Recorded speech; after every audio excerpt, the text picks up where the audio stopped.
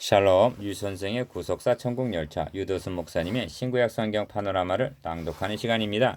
지금은 에베소서 파노라마 3장 14절에서 21절까지입니다. 무릎 꿇고 비노니 이러므로 내가 하늘과 땅에 있는 각 족속에게 이름을 주신 아버지 앞에 무릎을 꿇고 비노니 그 영광의 풍성을 따라 그의 성령으로 말미암아 너희 속 사람을 능력으로 강건하게 하옵시며 믿음으로 말미암아 그리스도께서 너희 마음에 계시게 하옵시고 너희가 사랑 가운데서 뿌리가 박히고 터가 굳어져서 능히 모든 성도와 함께 지식에 넘치는 그리스도의 사랑을 알아 그 넓이와 길이와 높이와 깊이가 어떠함을 깨달아 하나님의 모든 충만하신 것으로 너희에게 충만하게 하시기를 구하노라. 우리 가운데서 역사하시는 능력대로 우리의 온갖 구하는 것이나 생각하는 것에 더 넘치도록 능히 하실 이에게 교회 안에서와 그리스도 예수 안에서 영광이 대대로 영원 무궁하기를 원하노라. 아멘. 에베소서 3장 14절에서 21절. 이 단원의 주제는 무릎 꿇고 비노니라고 한 기도입니다. 도표 18을 보십시오. 사도는 무릎 꿇고 아버지 앞에 기도를 드립니다. 첫 단락. 사도는 무릎을 꿇고 간구를 합니다. 둘째 단락. 사도는 무릎 꿇고 간구한 후에 송영을 돌리고 있습니다. 셋째 단락. 이것이 본 단원의 요약입니다. 그렇다면 사도가 무릎 꿇고 그토록 간곡하게 구하는 기도 내용이 무엇일까요? 큰일 아버지 앞에. 이러므로 내가 하늘과 땅에 있는 각 족속에게 이름을 주신 아버지 앞에 무릎을 꿇고 비노니. 이것은 1장에 이어 에베소 성도를 위한 두 번째 기도입니다. 바울은 지금 어떤 형편과 처지에 있는 것입니까? 3장 1절에서 그리스도 예수의 일로 갇힌 자 된 나 바울은 합니다. 그는 분명 로마 옥중에 갇힌 몸입니다. 그 발은 착고에 채워져 있었을 것이요 그의 두 손은 쇠사슬에 매인 바 되고 지하 감방에 갇힌 바 되었을 것입니다. 1. 바울이 기도를 드리고 있습니다. 그러한 형편에 있는 사도 바울이 하나님 아버지 앞에 무릎을 꿇고 기도하고 있는 것입니다. 이것이 왜 그렇게도 중요한 것입니까? 앞부분에서 우리는 바울에게 비밀을 알게 하시고 깨닫게 해주신 것은 이 복음을 이방인에게 전하게 하고 드러나게 하려 함에서라고 말씀한 바 있습니다. 이 비밀은 하늘에 있는 천사들도 몰랐던 것으로 천사까지도 놀라움과 부러움으로 바라보고 있다는 것입니다. 그런데 지금 바울은 이 복음을 전할 수가 없게 된 것입니다. 그는 매인 바 되었으며 갇힌 바 되었습니다. 사도 바울은 각 지방을 전도 여행을 할 수도 없게 되었으며 그들에게 설교할 수도 없게 되었습니다. 복음의 반대자들과 원수들은 그리스도에 의해 사명적으로 부름받은 바울로 하여금 모든 것을 불가능케 만들었다고 단정했을 것입니다. 그러나 성도 여러분, 사도 바울이 기도할 수 있는 기도의 문만은 막을 수가 없었다는 것입니다. 이 특권은 3장 12절에서 말씀한 바 있습니다. 우리가 그 안에서 그를 믿음으로 말미암아 담대함과 하나님께 당당히 나아감을 얻느니라. 2장 18절에서도 말씀한 바 있습니다. 이는 저로 말미암아 우리 둘이 한 성령 안에서 아버지께 나아감을 얻게 하려 함이라. 사도 바울은 에베소 성도들을 위하여 지금 제사장적인 중보자로서 아버지의 은혜의 보호자 앞에 나아가고 있는 것입니다. 사도는 이 특권의 귀중성을 알고 있었으며 얼마나 자주 누리고 있었을까 하는 것을 생각하기 어렵지가 않습니다. 사도는 밖에 있는 성도들에게 지금 나는 아무것도 할 수가 없구나. 내가 이러고 있어서는 안 되는데 나로 하여금 빨리 나갈 수 있도록 조치를 취해 주려무냐 하고 호소하고 있는 것이 아닙니다. 그러하기는커녕 사도 바울은 옥중에서도 바쁜 사역을 감당하고 있음을 보게 됩니다.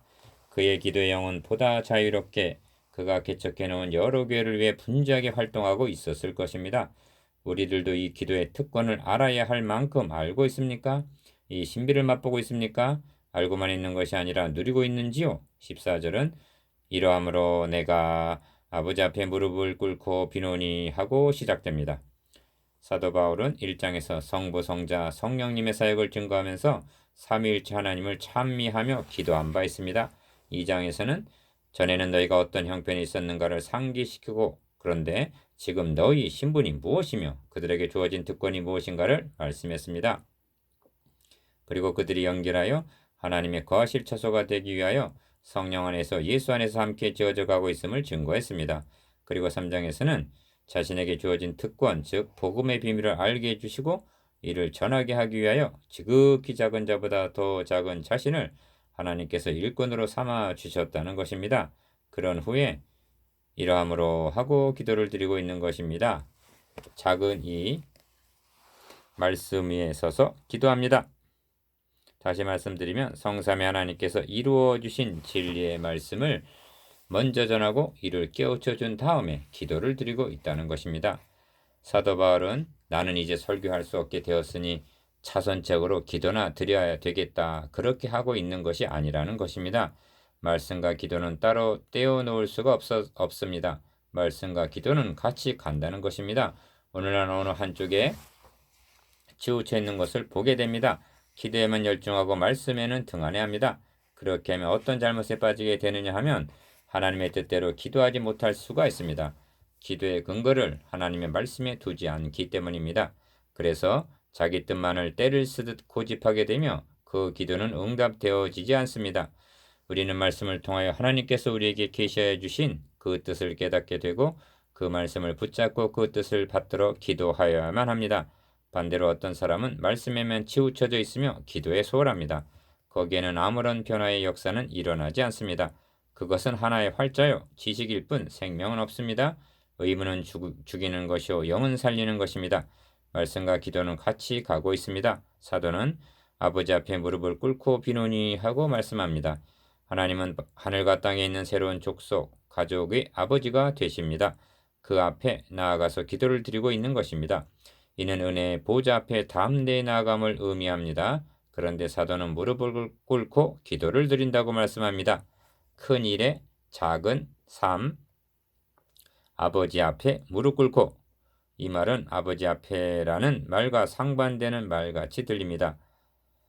아버지는 인자하시고 사랑이 많으시고 친근감이 있습니다. 그렇다고 아무렇게 들어가려는 사람들이 있습니다. 그러나 우리는 경외하는 마음으로 무릎을 꿇는 경건한 마음으로 나아가야만 합니다. 아버지 앞에와 무릎을 꿇고는 상반된 개념이 아니라 조화를 이루고 있습니다. 아버지 앞에 그것은 마주대함을 의미합니다. 우리는 허공에다 말하는 것이 아닙니다. 중원부원에서는 아니 됩니다. 아버지와 마주대하여 말씀하고 있는 것입니다. 누가 시켜서가 아니라 우리는 스스로 무릎을 꿇지 않을 수가 없게 됩니다. 하나님께서는 이들에게 당신의 거룩하신 이름을 주셨습니다. 우리에게 주신 하나님의 이름이 거룩히 여김을 받으시게 해야만 합니다. 하나님과 그의 이름을 욕되게 하여서는 아니 됩니다. 디모데전서 6장 11절에서 바울은 디모데를 이렇게 부릅니다. 오직 너 하나님의 사람아, 아시겠습니까? 너 하나님의 사람아, 이것이 여러분의 이름입니다. 큰 이, 간구. 둘째 단락 16절에서 19절까지는 간구하는 내용들입니다. 사도는 무엇을 기도하고 있는가를 관찰해 보므로 우리의 기도를 점검해 보아야만 합니다. 사도 바울은 육적이며 일반적인 것을 구하고 있지 않다는 것입니다. 그는 영적인 것을 구하고 있습니다. 당시의 성도들이 처한 환경과 형편이 오늘의 그리스도인의 처지에 비해 얼마나 더 고통스럽고 어려웠으리라는 것을 짐작할 만합니다. 서신을 기록하고 있는 바울만 하더라도 그는 그리스도의 일로 인하여 갇힌 몸입니다. 그럼에도 불구하고 그는 환경을 변화시켜 달라든가 육적이고 물질적인 것을 구하고 있지를 않다는 것입니다. 마태복음 5장 45절에 하나님이 그 해를 악인과 선인에게 비치게 하시며 비를 의로운 자와 불의한 자에게 내리우심이니라 하고 하신 말씀을 대하게 됩니다. 햇빛과 비, 이것도 하나님의 은총입니다. 그러나 이것은 일반 은총입니다. 오늘의 기도 내용들은 일반 은총을 구하는 범죄에 속합니다. 그것들은 열심히 일하고 잘 관리함으로 얻어지는 것들이 대부분입니다. 이 은총은 모든 사람에게 주시는 것입니다. 그러나 성령님을 통하여 주시는 은혜는 특별 은총으로 하나님의 사랑하심을 입은 자녀들에게만 주시는 것입니다. 사도 바울은 이것을 구하고 있습니다. 오늘날 우리들의 기도 내용과는 얼마나 다른 것입니까? 그 사람의 영적 상태를 알아보는 첩경은 그가 기도하고 있는 내용이 무엇인가 하는 점입니다. 작은 일 성령으로 강건케 해 주십시오. 사도는 먼저 성령으로 말미암아 너희 속사람을 능력으로 강건하게 해 주십시오 하고 기도합니다. 어떻습니까? 너나 할 것 없이 오늘의 그리스도인들에게 공통적인 약점은 속사람이 너무나 허약하다는 것입니다. 교회 구성원인 우리들 한 사람 한 사람이 허약할 때 그들의 공동체인 하나님의 교회가 약해질 수밖에 없습니다. 천국 백성들이 이래도 되는 것입니까? 하나님의 가족들이 이래도 좋은 것입니까? 속사람을 능력으로 강건하게 하심을 받아야 하는 것은 무엇보다 우선해야 하는 일입니다. 할아버지나 할머니, 세상의 지위나 학식에 관계없이 모든 사람이 거듭날 때는 갓난 어린애로 태어난다는 엄연한 사실을 우리는 얼마나 자주 잊고 있는지요. 도의 젖을 사모해야 합니다. 자라가야 합니다. 그럼에도 때가 오래므로 마땅히 선생이 될 터인데 젖이나 먹고 단단한 식물은 못 먹을 자가 되었도다 하신 이 단계에 3년이 지나도 5년이 지나도 머물러 있는 그리스도인이 얼마나 많습니까? 베드로전서 2장 2절, 히브리서 5장 11절에서 14절, 히브리서 6장 1절 참고하십시오.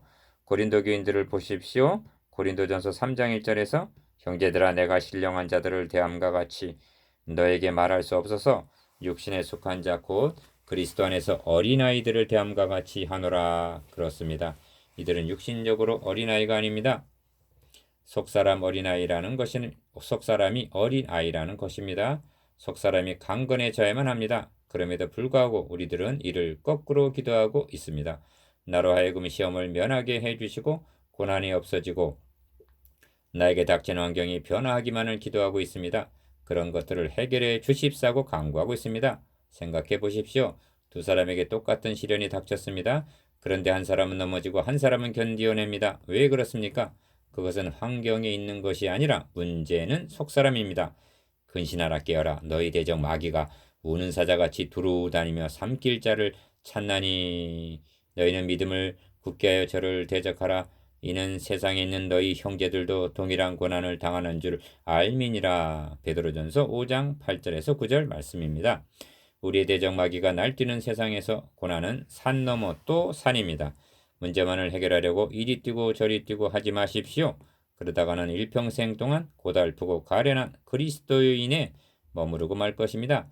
마귀를 대적할 수 있는 속사람을 강건하게 하십시오. 덤벼드는 온갖 병균을 이겨낼 수 있는 저항력을 길러야 하는 것입니다. 이 작은 이 그리스도께서 마음에 계시게 하옵소서. 다음으로 사도는 17절에서 믿음으로 말미암아 그리스도께서 너희 마음에 계시게 하옵시고 하고 기도를 드립니다. 먼저 말씀드릴 것은 많은 성경 해석자들이 사도 바울이 왜 이 기도를 드리고 있는가에 대해서 어려움을 겪고 있다는 점입니다. 이 기도는 에베소 성도들을 위한 기도입니다. 그들은 성령으로 거듭났으며 이미 마음에 그리스도를 영접한 사람들이기 때문입니다. 그리스도의 영이 없으면 그리스도의 사람들이 아닙니다.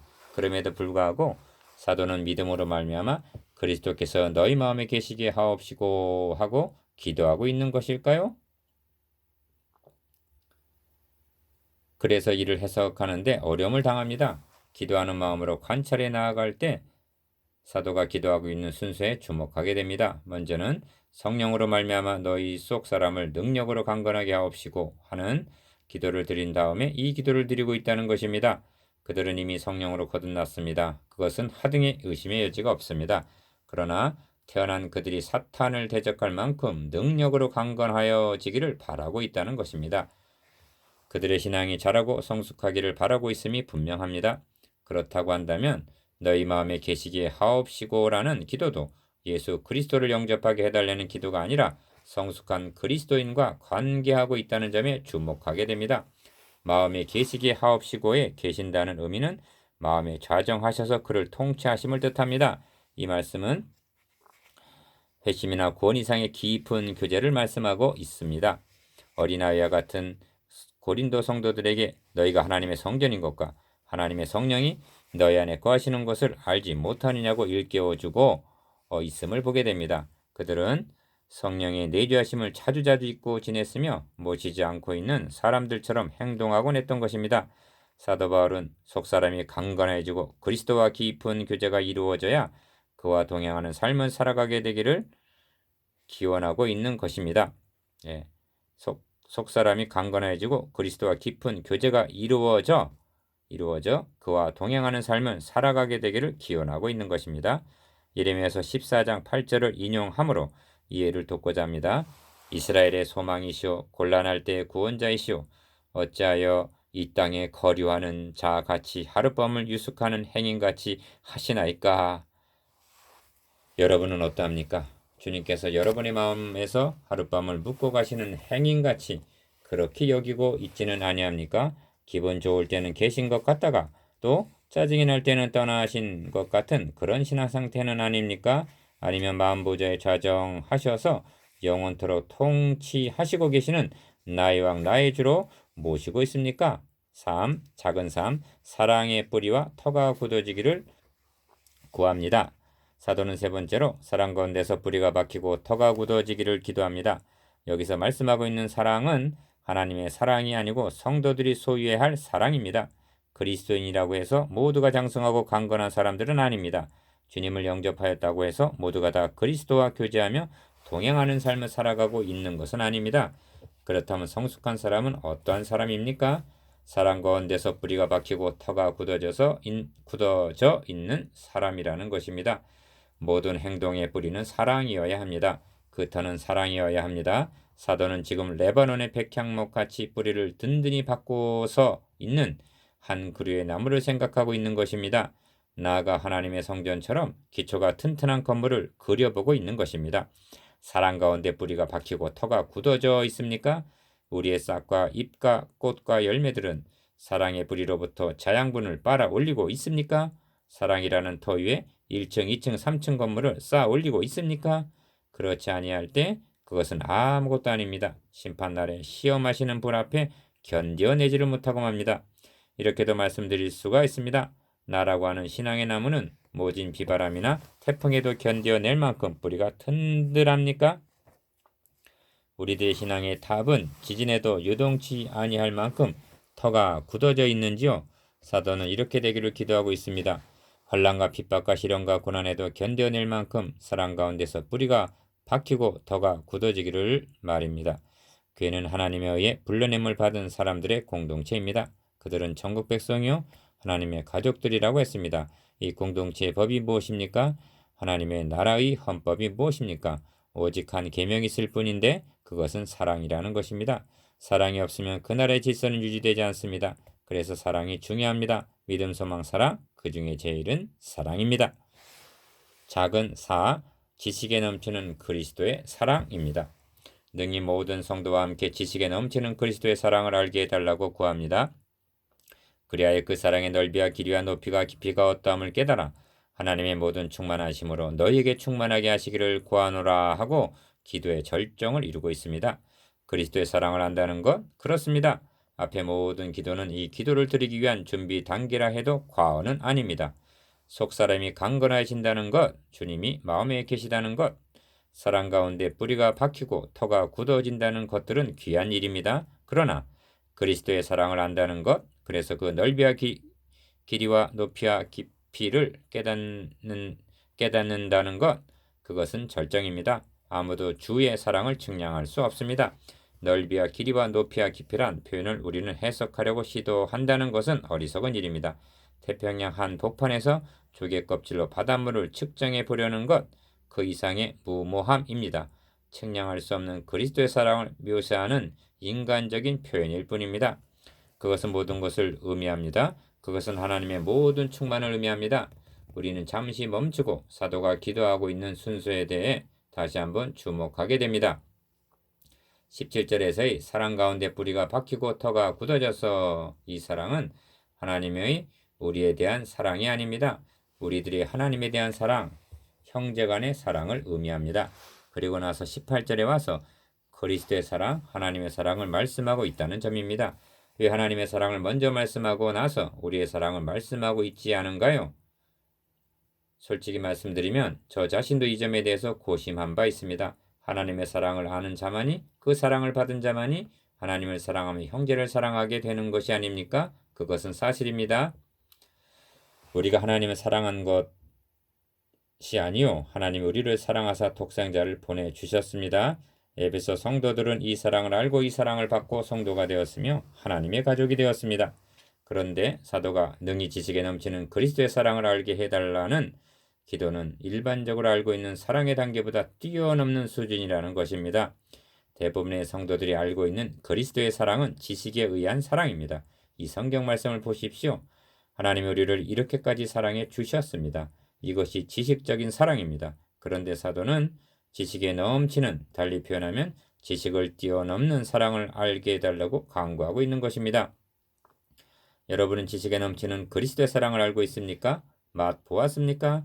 그러나 여러분이 안다고 하고 깨달았노라는 주의 사랑은 그 넓이와 길이와 높이와 깊이에 비해 1만 분의 1도 안 된다는 것을 아십니까? 조개 껍질로 바닷물을 한번 담은 그 정도라는 것을 아시겠습니까? 그리스도인들은 누구나 그리스도의 사랑을 알고 받은 사람들입니다. 그렇다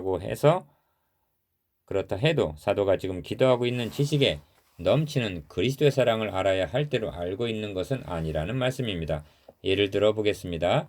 하나님이 세상을 이처럼 사랑하사 독생자를 주셨으니 이를 대하게 될 때 우리를 이렇게까지 사랑하셨구나 감격해 합니까? 지금 이 사람은 이처럼 사랑하셨다는 하나님의 사랑을 알고 있습니까? 모르고 있습니까? 어떤 의미에서는 알고 있다고 말할 수 있습니다. 그러나 그 사랑의 넓이와 길이와 높이와 깊이를 그가 깨달았노라고 누가 말할 수가 있겠습니까? 그 사랑을 알아야 할 만큼 진정한다면 그리스도인의 삶이 얼마나 풍성할 것입니까? 얼마나 활기가 넘치고 기쁨과 자랑이 넘치는 삶을 살아가게 될 것입니까? 혼란이나 공고나 핍박이나 기근이나 적신이나 위험이나 칼이랴 이런 것들이 그 앞에 아무것도 아닙니다. 내가 확신하노니 사망이나 생명이나 천사들이나 권세자들이나 현재 일이나 장래 일이나 능력이나 높음이나 기쁨이나 다른 아무 피조물이라도 우리를 우리 주 그리스도 예수 안에 있는 하나님의 사랑에서 끊을 수 없으리라. 로마서 8장 38절에서 39절. 그 사랑 앞에 그 무엇도 문제가 아닙니다.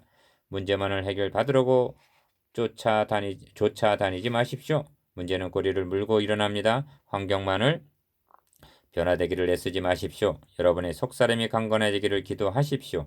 주님이 내 마음에 계신지 아니 계신지 그것도 잊어버리고 허둥대지 마십시오. 주님을 모시고 에녹처럼 남은 여생을 동행하는 삶을 살아가십시오. 사랑 가운데 뿌리가 박히고 터가 굳어져 있는가? 우리의 뿌리와 터를 점검해 보십시오. 문제가 아니라 이것이 문제입니다. 그 이외 지식에 넘치는 그리스도의 사랑을 알게 주시옵사고 기도하십시오. 그렇게 될 때 하나님의 모든 충만하심으로 충만하게 될 것입니다. 작은 O 하나님의 충만으로 충만. 사도는 하나님의 모든 충만하신 것으로 너에게 충만하게 하시기를 구하노라 하고 기도를 마치고 있습니다. 하나님의 모든 충만하신 것으로 충만. 이것은 14절부터 시작된 기도의 절정이며 1장부터 시작한 영광스러운 교회론의 최고 절정입니다. 사도 바울의 논증에 나가는 순서와 방법 등을 따라가노라면 놀라움과 탐복을 금할 길이 없습니다. 성삼위 하나님께서는 하나님의 거하실 처소, 즉 교회를 건설하시기 위하여 작정을 세우셨다는 것입니다. 그래서 1장에서 성부는 예정 가운데 택하시고 4절, 성자는 값을 주시고 구속하시고 7절, 성령은 하나님의 소유된 인을 치십니다. 13절, 이렇게 해서 교회를 건축할 자, 즉 성도들이 마련이 되었습니다. 2장에서는 그리스도 예수께서 친히 모퉁이 돌이 되시고 이들을 서로 연결하여 성전이 되어가고 하나님의 거하실 처소가 되기 위하여 함께 지어져 감을 봅니다. 2장 20절에서 22절. 그리고 3장에 와서 사도는 아버지 앞에 무릎을 꿇고 기도를 드리는 것입니다. 기도의 절정은 하나님의 모든 충만하신 것으로 너희 교회에 충만하게 하시기를 구하노라에 이릅니다. 사도는 여기에 너희에게 교회에게 충만하게 하시기를 구하노라에 이릅니다. 사도는 여기서 멈추지 않고 온갖 구하는 것이나 생각하는 것에도 넘치도록 능히 해주실 것을 믿고 20절 그 하나님께 교회 안에서와 그리스도 예수 안에서 영광이 대대로 영원무궁하기를 원하노라 아멘 하고 21절 교회론을 마치고 있는 것입니다. 여기서 말씀하고 있는 충만이라는 주제는 간단히 다루고 가볍게 스쳐 지나가도 되는 그런 말씀이 결코 아닙니다. 충만이라는 어원은 가득 채우다, 가득하게 하다, 완성하다 등에서 유래되었으나 그 의미가 심오하여 프레로마라는 신학사상의 대두되기까지 이르렀습니다. 이를 구속사의 관점에서 이해하기 위해서는 요한복음 1장 14절을 올바로 인식할 때만이 가능합니다. 말씀이 육신이 되어 우리 가운데 거하시며 우리가 그 영광을 보니 아버지의 독생자의 영광이요 은혜와 진리와 충만하더라고 말씀합니다. 이 구절 중에서 이해할 점은 우리 가운데 거하심에입니다. 이는 하나님께서 우리 가운데 장막을 치셨다는 뜻입니다. 그런데 우리가 보니 하나님이 거하시는 그 장막에 은혜와 진리가 충만하더라고 말씀합니다. 우리는 여기서 즉각적으로 출애굽 당시의 성막을 연상하게 됩니다. 왜냐하면 이는 임마누엘의 모형이었기 때문입니다. 하나님께서는 내가 그들 중에 거할 성소를 그들을 시켜 나를 위하여 지으라고 명하셨습니다. 출애굽기 25장 8절. 명하신 대로 성막이 완성되었을 때 그 후에 구름이 회막에 덮이고 여호와의 영광이 성막에 충만함에 모세가 회막에 들어갈 수 없었다고 성경은 말씀합니다. 출애굽기 40장 34절. 이런 일은 솔로몬이 성전을 건축하고 봉헌 기도를 드릴 때도 일어났습니다. 솔로몬이 무릎을 꿇고 하늘을 향하여 손을 펴고 기도를 드립니다. 역대하 6장 13절. 역대하 7장 1절에서 2절까지는 솔로몬의 기도를 마침에 불이 하늘에서부터 내려와서 그 번제물과 제물들을 사르고 여호와의 영광이 그 전에 가득하니 여호와의 영광이 여호와의 전에 가득함으로 제사장이 그 전에 능히 들어가지 못하였다고 성경은 분명히 말씀합니다. 여러분, 에베소서에서 우리가 다루고 있는 하나님의 모든 충만하신 것으로 너에게 충만하게 하시기를 구하노라의 3장 19절 구속사적 의미와 그 영광스러움을 짐작하게 되셨습니까? 그렇습니다.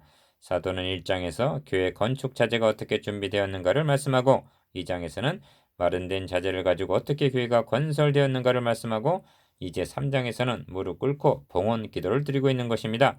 그 세워진 교회 위에 하나님의 모든 충만하신 것으로 충만하게 하심을 봅니다. 좀 더 요약해서 말씀드릴 필요가 있습니다. 모세 성막이나 솔로몬의 성전은 임마누엘 하실 예수 그리스도의 모형이었습니다. 성막과 성전에 여호와의 영광이 충만한 같이 육신의 몸을 입고 우리 가운데 거하시는 예수 그리스도 안에 하나님의 영광이 가득하고 충만하였습니다. 여기서 우리는 좀 더 나아가야만 합니다. 골로새서 2장 9절은 그 예수 그리스도 안에는 신성의 모든 충만이 육체로 거하시고 합니다. 그런데 하나님의 비밀의 경륜은 거기가 끝이 아닙니다. 예수 그리스도의 구속으로 말미암아 너희도 그 안에서 충만하여졌다고 말씀합니다. 골로새서 2장 10절. 에베소서에서 말씀하고 있는 바가 이것입니다. 그리스도와 교회와의 관계를 머리와 몸에다 비하고 있는 것을 1장 22절에서 23절 무심히 보아 넘기시지 마십시오. 머리에만 충만하고 몸은 텅 비어 있는 것이 아닙니다. 이 점을 시편 기자는 머리에 있는 보배로운 기름이 수염 곧 아론의 수염에 흘러서 그 어깨까지 내림 같다고 찬양하고 있습니다. 시편 133편 2절. 오순절에 성령은 다락방에 충만하고 120문도들은 밖에서 들어가지 못하고 있었던 것이 아닙니다. 성령님은 120명 제자들에게 충만하였습니다. 이렇게 해서 첫 교회는 탄생한 것입니다. 이것이 교회입니다. 너희가 하나님의 성전인 것과 하나님의 성령이 너희 안에 거하시는 것을 알지 못하느뇨 하고 고린도전서 3장 16절 성령님은 우리에게 도려 묻고 계십니다. 성도들의 몸이 성전이요 그들 안에 성령님이 거하신다고 성경은 말씀합니다. 그들이 모인 공동체가 교회라면 교회가 하나님의 영광으로 얼마나 충만할 것입니까? 참것의 그림자인 성막과 성전에 여호와의 영광이 충만하였다면 내가 이 반석 위에 내 교회를 세우리라 하시고 친히 모퉁이의 머릿돌이 되시며 피로 사신 주의 몸된 교회 위에 하나님의 영광이 더욱 충만 중에 충만하지 않겠습니까? 3장의 기도 가운데서도 교회 건설을 위해서 창세전부터 관여하신 삼위 하나님을 만나 뵐 수 있다는 것은 얼마나 큰 위로와 용기를 줍니까? 성령으로 강건 그리스도의 내주 하나님의 충만 성부 성자 성령께서 계획하시고 성취하시고 충만케 하시고 그 가운데 완성하실 교회 말로 교회는 그의 몸이니 만물 안에서 만물을 충만케 하시는 자의 충만입니다. 에베소서 1장 23절